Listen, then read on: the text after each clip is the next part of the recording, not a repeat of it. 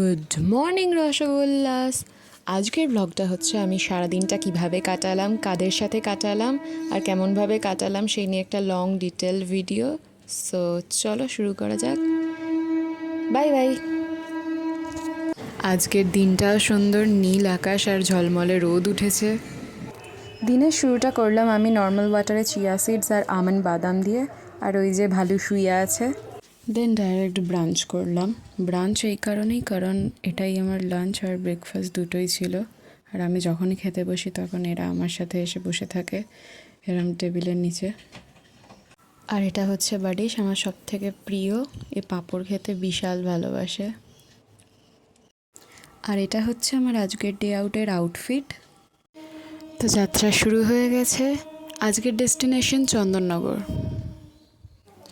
তারপর একে একে বিভিন্ন প্যান্ডেল পরিক্রমা শুরু করলাম।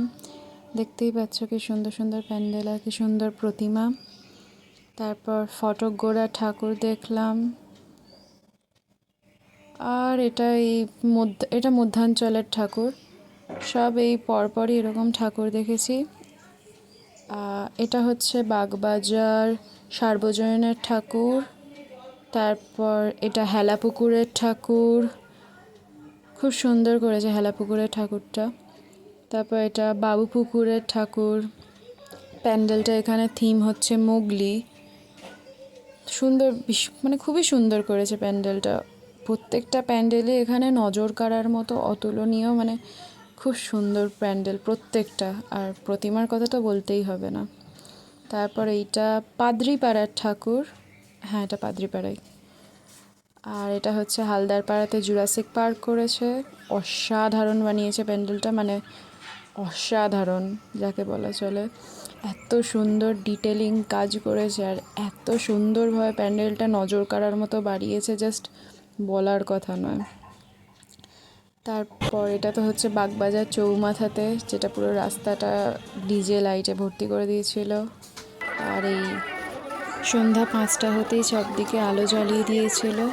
খুব সুন্দর, মানে চারিদিকে এত আলোয় আলোয় ভর্তি হয়ে গেছিলো, যে রাস্তাতেই যাচ্ছি সেই রাস্তাতেই সামনে খালি আলোয় ভর্তি, চারিপাশে আলোয় ভর্তি। অসাধারণ দেখতে লাগছিল। দারুণ কেটেছে আজকের দিনটা আমার।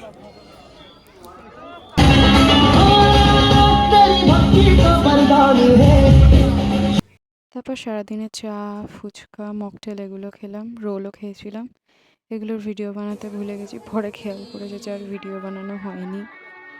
তো যাই হোক, প্রায় 14-15টা ঠাকুর দেখে আজকের দিনটা এখানেই আমি শেষ করলাম।